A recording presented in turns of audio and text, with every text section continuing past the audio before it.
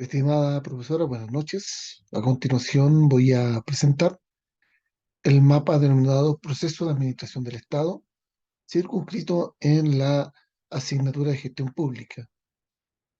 Lo que pretendo a través de este mapa es darle un recorrido por algunos conceptos fundamentales de la asignatura para poder entrar de lleno a lo que es la transición del Estado benefactor al Estado subsidiario, tomando algunas características fundamentales de este proceso de administración estatal para finalmente hablar del rol que tiene la ciudadanía en la nueva gestión pública. Muy bien. El proceso de administración del Estado lo vamos a vincular directamente con el proceso de administración estratégica del Estado. Cuando hablamos de la administración estratégica, estamos hablando de unos principios que nos permiten identificar aquellos, eh, no solamente aquellas fortalezas que tenga en términos internos una organización, ni sus debilidades, sino y sobre todo también aquellos elementos externos concentrados en lo que son las oportunidades y amenazas que puede enfrentar una determinada organización. En este contexto, entonces, cuando hablamos de proceso de administración estratégica, estamos hablando de una visión y una misión que caracteriza a un Estado para propender al desarrollo del bien común. Entonces, dentro de este proceso de administración estratégica, hay un factor fundamental que viene desde una tendencia mundial que tiene que ver con la modernización del Estado. Y esta modernización del Estado eh, deja atrás ciertos lastres como burocráticos, ciertas estructuras antiguas, para dar paso a la influencia de la organización privada dentro de los procesos estatales, dentro de las normativas del Estado, para poder administrar de mejor manera los bienes, los recursos, que siempre son escasos. Dentro de este proceso de modernización del Estado, eh, vamos a hablar de la ciudadanía. Este proceso se asocia a la ciudadanía y específicamente a la participación dentro de un Estado de Derecho, dentro de un Estado llamado democrático. Este proceso administrativo estratégico también lo vamos a ligar con este diagnóstico, con este que se consigue desde el FODA, desde esta misión, visión en base a un buen diagnóstico respecto a la realidad que enfrenta un determinado Estado. Y dentro de este diagnóstico, que es interno y externo, en lo interno, lo que es la fortaleza, especialmente la fortaleza, por cierto, en mira de la debilidad para poder superarla, vamos a hablar sobre todo de la cadena de valor.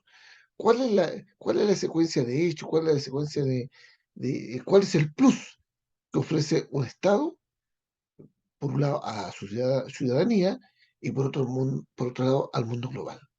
Y en términos externos, una buena lectura de los contextos globales, culturales, económicos, macroeconómicos, eh, que en algún momento está determinando un determinado tipo de política, una determinada administración del Estado, una determinada forma de gobierno.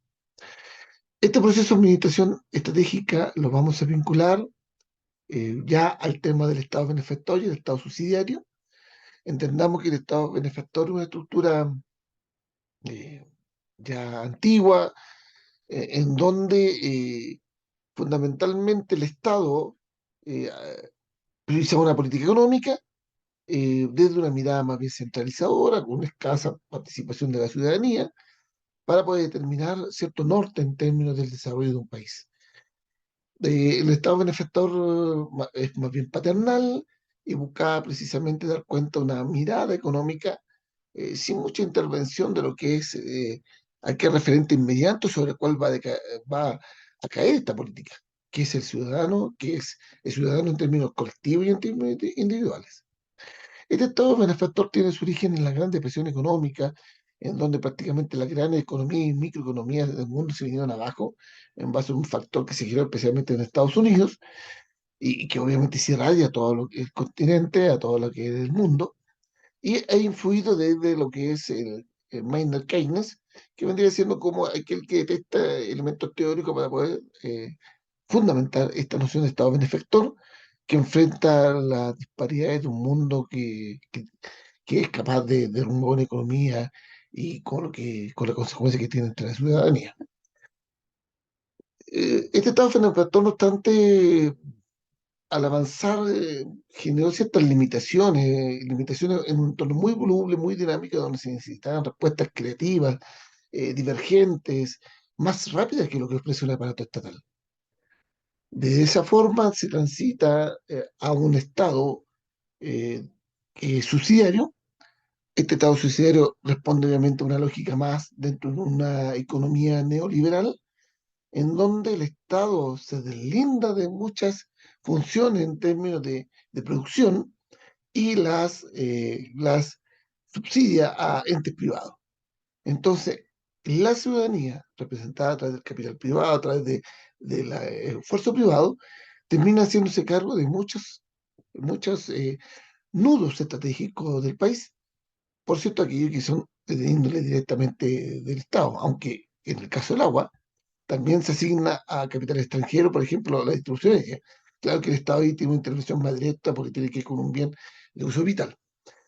El Estado subsidiario, entonces, muy influido por este modelo económico neoliberal, y también influido por la doctrina social de la Iglesia en términos de respeto a la dignidad humana, la posibilidad de desarrollarse, la posibilidad de generar una creación de valor desde una formación valórica determinada, entran a este estado a articularlo, versus este estado benefactor, que en cierta medida resabios de uno y otro también se van amalgamando, pero con énfasis en este estado subsidiario.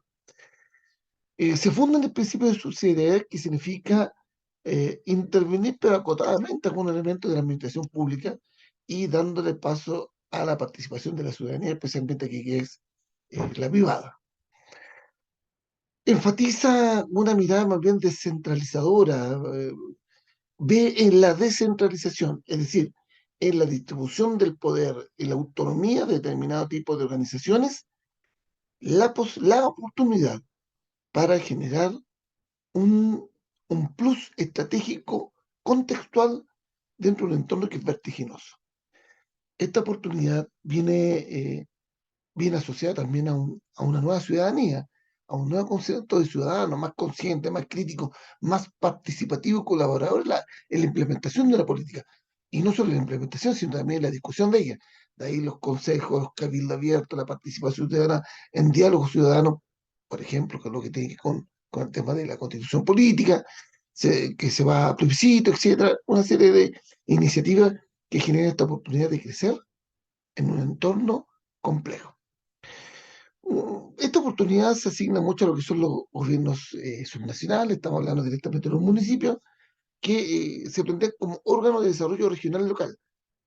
Claro, porque la necesidad central es diferente aquí a local regional, y de esa manera, por un lado, apostando al desarrollo local, a la autonomía en términos del uso de recursos, a la generación de oportunidades de crecimiento, que a lo mejor pueden moderar la parte metropolitana, pero también tiene que ver con el tema de que la política también se vaya distribuyendo de manera equilibrada a través del territorio nacional. Estos gobiernos son nacionales dentro de este Estado subsidiario, por cierto, al tener un énfasis en la participación individual, requiere de un sistema de responsabilidad frente a la creación de valor. Y ahí viene la lógica de la accountability, que tiene que ver con un proceso, con una postura de responsabilidad frente a la riqueza que genero o no requiero y en qué condiciones también morales genero esta riqueza. De hecho, cuando hablamos de esta mirada descentralizadora, la veo muy unida a la nueva gestión pública relacionada con la ley 20.500 y también con la ley de transparencia. Es decir, los Estados subsidian, pero bajo un marco legal, bajo un marco de probidad, de responsabilidad, que es necesario que se nutra desde la diversidad étnica, religiosa que hay en nuestro país, de la pluralidad de pensamiento y desde los distintos niveles de representatividad que tienen los distintos órganos sociales o los distintos personas de ciudadanía para poder representar su voz en un entramado social determinado.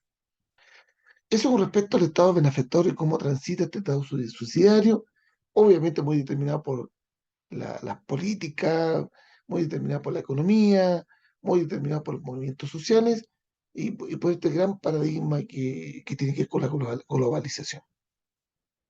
Ahora, en este tránsito, en esta historia, desde el Estado benefactor al Estado subsidiario, podemos hablar de dos formas de gobierno. Hay más, por cierto, pero vamos a centrar dos formas de gobierno, que tiene que ir con el gobierno autoritario y el gobierno democrático. El gobierno autoritario genera eh, un modelo de gestión, y ese modelo de gestión estatal tiene que ver mucho con un tema vertical, mucho un tema de, de un tema de autoritarismo frente a la forma como se organiza un Estado.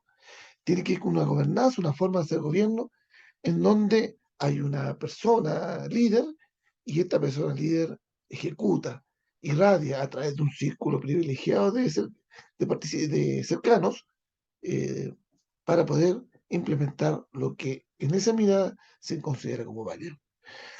Este proceso es cerrado, por lo tanto, tiende a propiciar una baja participación ciudadana, si no escasa, si no nula, dependiendo del nivel de autoritarismo que tenga el gobierno, por procesos que no son representativos.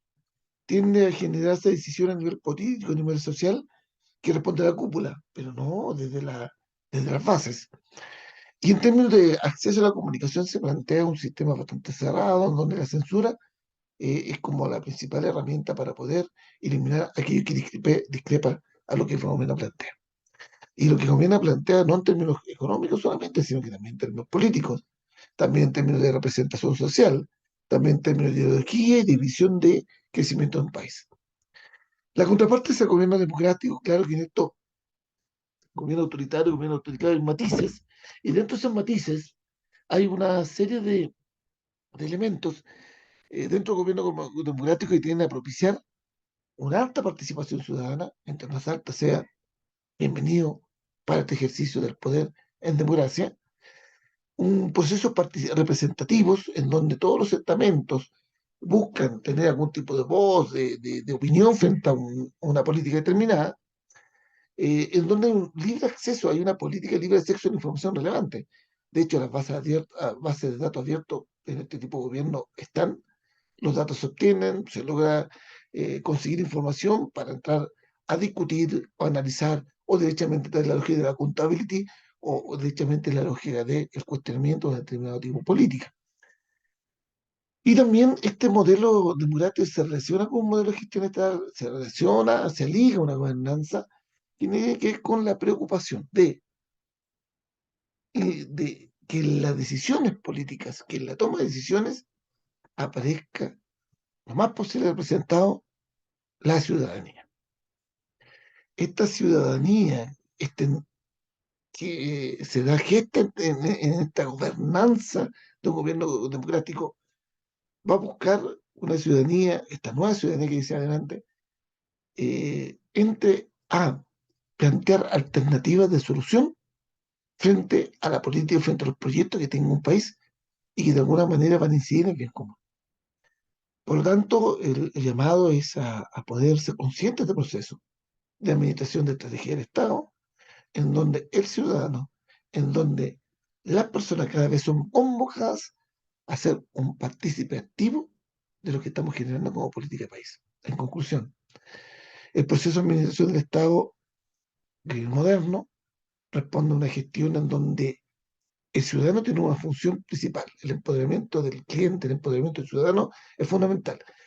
No solo por un tema de, de proselitismo político, no solo por de empatía, sino porque en esta participación está en juego la modernización del Estado y la medición de los procesos que vengan en el futuro. Desde las bases vienen las necesidades sobre las cuales el Estado tiene que pronunciarse y articular las mejores soluciones posibles. Finalizo señalando que he utilizado para este mapa conceptual los cuatro documentos utilizados en el desarrollo de la asignatura para poder modelar el planteamiento teórico de lo dicho.